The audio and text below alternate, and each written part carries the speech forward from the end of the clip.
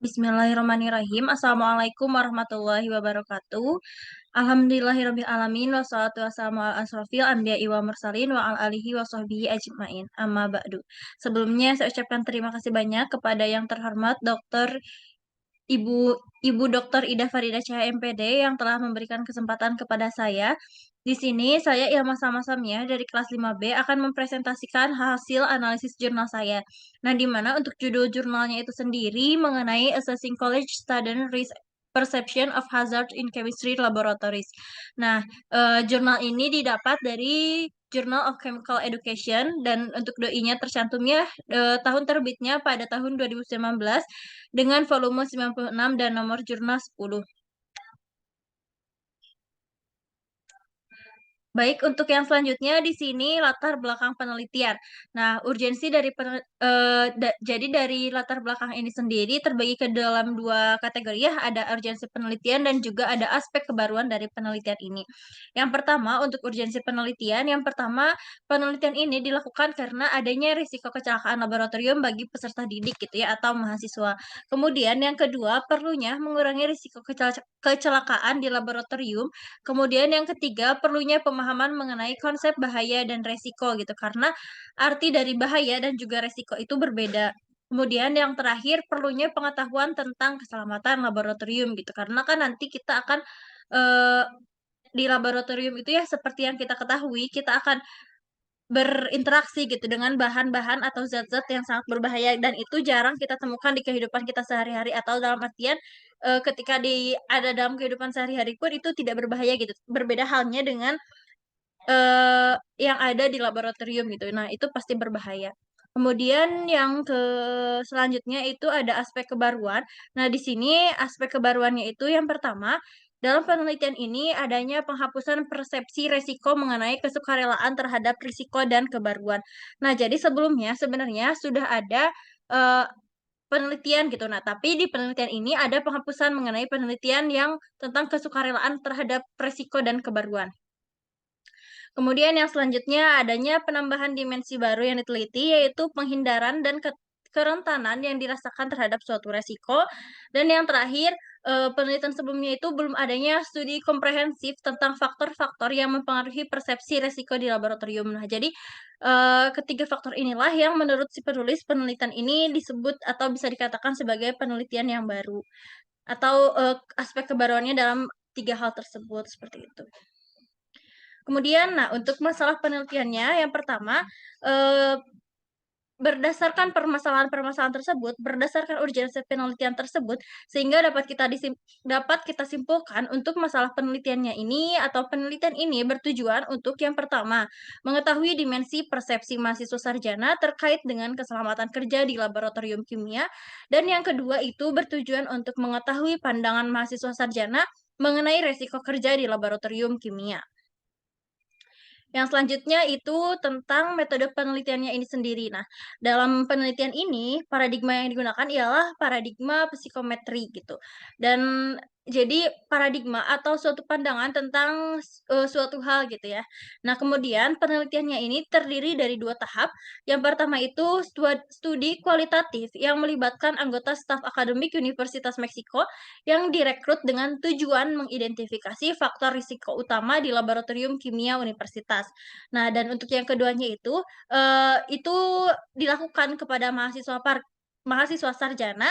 Nah, yang bertujuan yaitu mengukur persepsi risiko di laboratorium. Kemudian teknik yang digunakan pada tahap pertama ya, yang tadi si sampelnya itu ialah, eee, staf akademik ya. Nah, teknik yang pertama yang dilakukannya itu adalah teknik DLP gitu. Nah, di mana teknik DLP ini merupakan teknik untuk mensurvei dan mengumpulkan pendapat dari para ahli gitu ya, karena kan tadi, eee, staf yang yang diminta untuk survei gitu.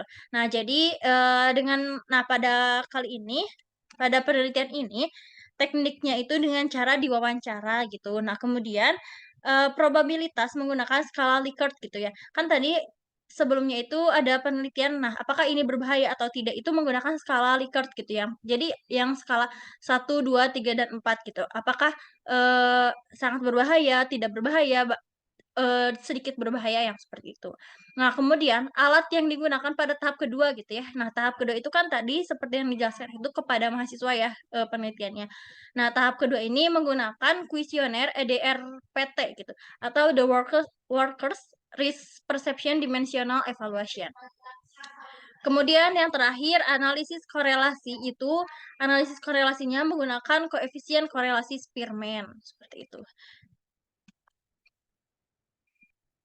Baik, yang selanjutnya. Nah, dalam penelitian ini, demokrasi mahasiswa peserta survei persepsi resiko laboratorium di universitas atau si pesertanya itu atau si sampel penelitiannya itu ialah mahasiswa sarjana gitu. Nah, di mana mereka itu terdiri dari mahasiswa kimia makanan, kemudian ada dari ilmu biokimia klinis, dan yang terakhir itu ada ilmu gizi gitu ya. Nah, untuk teknik pengumpulannya seperti apa itu menggunakan teknik simple random atau random sampling gitu. Nah, ini ada data-data yang menjelaskan mengenai, jumlah dari setiap, mahasiswanya. Mahasiswa yang melakukan atau yang mengikuti kegiatan tersebut. Nah, kemudian hasil penelitian dan pembahasan. Nah, berdasarkan hasil penelitian yang telah dilakukan gitu ya, penelitian ini sangat efektif dalam menentukan faktor yang berbahaya di laboratorium kimia. Nah, pada penelitian ini faktor yang ditelitinya yang pertama itu ialah pekerjaan laboratorium yang meliputi penanganan bahan panas dan benda tajam. Kemudian yang kedua percikan dari bahan kimia dan yang terakhir menghirup zat kimia. Nah, setelah dilakukan penelitian, ternyata didapatkan bahwa menghirup zat kimia atau inhalasi zat kimia menduduki peringkat pertama yang dirasakan sebagai faktor risiko tertinggi di laboratorium dan faktor terendah adalah pekerjaan laboratorium gitu ya.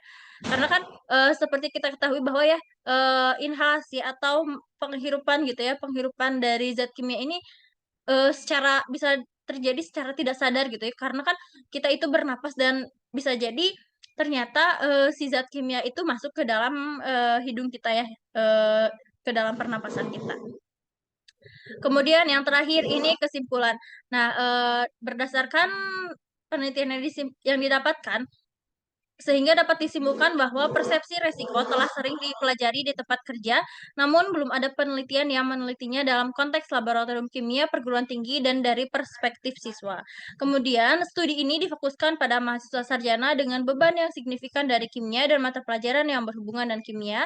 Penelitian ini mengidentifikasi perbedaan profil persepsi resiko berdasarkan jenis bahaya, dan inhalasi itu merupakan salah satu faktor yang paling berbahaya di laboratorium kimia.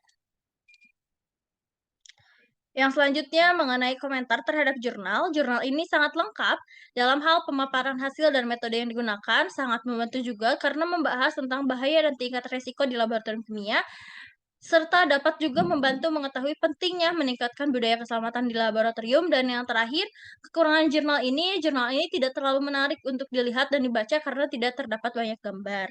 Nah, mungkin itu saja yang dapat saya sampaikan dalam hasil analisis jurnal saya. Terima kasih atas perhatiannya, mohon maaf atas segala kurangannya. Billahi taufiq wal hidayah. Wassalamualaikum warahmatullahi wabarakatuh.